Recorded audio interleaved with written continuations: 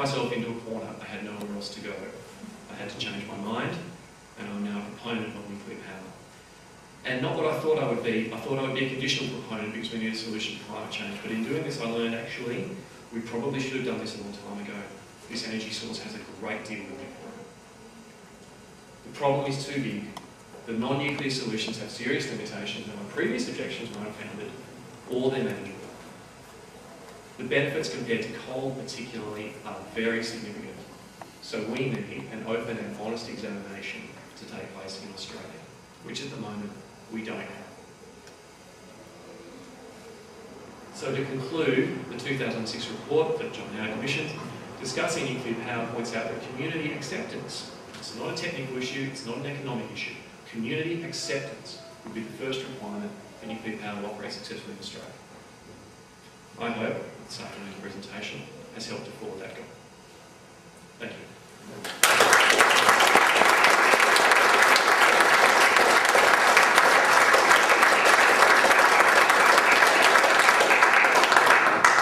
Ladies and gentlemen, the format for the rest of the afternoon, we're going to have a break for about 15 minutes for coffee and comfort stop before we hear from Barry.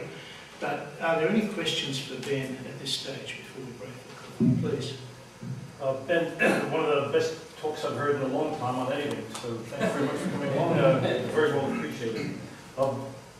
You've got a country here that's inebriated on coal and all the tax revenue that comes from coal. And you've got a lot of people who work in coal who are not going to vote for somebody who's going to go pro-nuclear. What are we going to do? I'm ready to have those conversations, and it's going to need more brains around the table than me.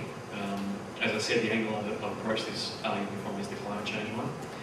My listening to the coal industry and even some of the workers on the ground in that coal industry, they know they've got a problem. They know this is a matter of time. I wouldn't underestimate the power of the coal lobby. We are going to need political leadership, and that's going to be tricky. I don't have the answer, but you're absolutely right. We are thoroughly addicted to coal, both in terms of our own energy and the revenue we're getting from it. Our attempts to cut our own emissions footprint while we export as much of the damn stuff as we possibly can to the rest of the world is thoroughly hypocritical. So I don't know, but I'm ready, willing and able to sit with other people to talk about it. I have nowhere near the intellectual capacity or education of Ben, but my view is that if South Australia had half a brain, we've actually got a substantial proportion of the world's uranium in South Australia. We would be digging it up, we would be refining it, we would be selling it to the goodies as opposed to the baddies. I'd rather be in charge of that than somebody else. I'd send somebody over with to monitor it, to see what it's used for. I'd gather it up at the end and I'd dispose of it back here and run the whole cycle. And that would make South Australia the richest province in the world, not for the next 100 years, the next 1,000 years. Interestingly, I had a phone call from Isabel Redmond's office this afternoon. We invited pretty much all the political leaders here. For most of them, got a polite email back to say, sorry, we couldn't fit it in the diary. It is a Parliament sitting day today, which is a bit of a problem. But Isabel Redmond would have in fact been here today had Parliament not been sitting. So, some more questions, please. That's very good. More just a comment. I mean, the coal lobby is pillory as being a strong and powerful anti-nuclear force. My view would be that they're actually the solution. They've got BHP, BMA Alliance, huge coal miner. They're going to make $20 billion this year. They're already mining uranium, the Roxby. So it seems to be the people who've got the money and the most to lose are the big coal miners. So it's not hard to envision that they can change their business model pretty quickly. They could. I guess when you have very, very long-lived assets, the general strategy of big business is to extract every ounce of value out of what you've already got before you coalesce to having to invest in something new.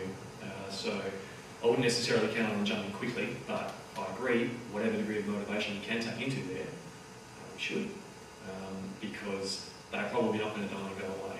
But this question is about uranium and coal. It's a false discussion to imagine that nuclear power is competing with renewables. It isn't. The renewable sector will continue to grow and will continue to do its job on the margins, quite comfortably in partnership with nuclear power. This is about whether we choose nuclear power or coal. Ben, what do you see the next steps, or possible next steps for you and for us on the agency we're here to make this more widely known? Good audience we've got here. We've got school teachers, we've got someone from the EPA, we've got health workers, we've got a real diversity of people. I will come and speak with any group at any time. I will make time to do it. I know Barry is a very keen speaker on this, and he goes from place to place around the country to do it. We need to create a situation where a political party or figure can come out and at least say, I would like to talk at this, without being immediately pilloried by the other party. Or if they were, the blowback against that party would be too strong. Now, I'm essentially an apolitical person, but recently in South Australia, a young Liberal proposed opening up the debate about climate change at their conference. And you know, within a day or two, the Liberal Party leader was on the back foot, having to reaffirm the commitment to no nuclear power. It's absurd, and that's because that leader was being attacked. I think we need enough people to be willing and open to do this, that blowback is quick and strong, to say, no, we've had enough of that shallow discussion, we've been doing that for decades, we want to hear about it, we want to hear about it now. And I think that could use, perhaps to answer your question, a little bit of organisation. And my details are on the front desk. I'm happy to hear from everybody about it. Without wishing to make promises and overstep the mark, to the Technology Industry Association, which is the child of what was the Electronics Industry Association, the ICT Council. The longer I'm in this gig, the more I think of it as a conduit to bring people together. We have an Environment Sustainability Committee, we have a Retail Committee, we have an Electronics Focus Group. I don't see a reason why we wouldn't set up a nuclear power lobby as well. It certainly is different to the others. The others are about networking and bringing businesses together. This would be more in the political arena. But if the members of the association wanted to form a group to do that, I think that would be within our charter to do it. This association is very much on hitting cats. Perhaps one more question before we break for coffee, please. I'm not sure whether this is a question for Barry or for you, so put it out anyway. Sure.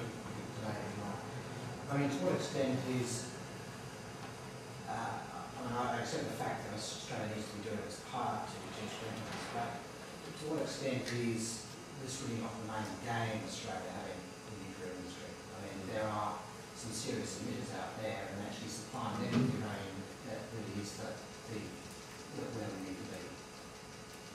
We do both. My answer. Bear with me, because this comes up so often that I'd like to answer it properly.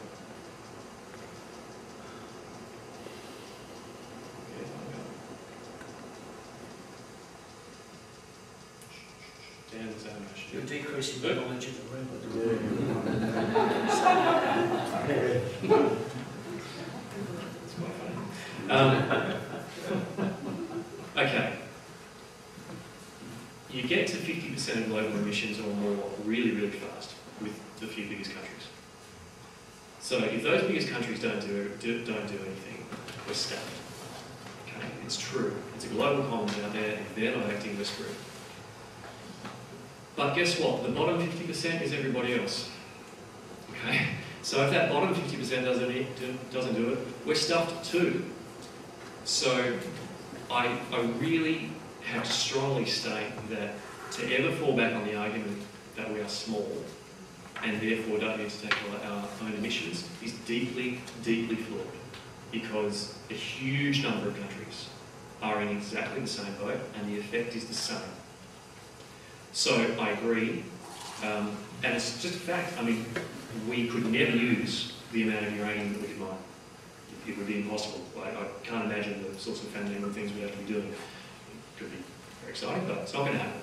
We have so much uranium there for energy, it will be exported, and it will do a great deal of good overseas. We need to do it here as well. So do all those other tiny little countries making up the rest of the world's emissions. We need to do it in Victoria, that has the dirtiest electricity in the world. I mean, that's where it's going to get the best benefit, is by substituting those filthy power stations. We need to do both. Don't do what you like. My advice is don't ever accept that argument that our emissions are small, therefore we need other people to make first. Bottom half of the chain, we're all small. I'm going to call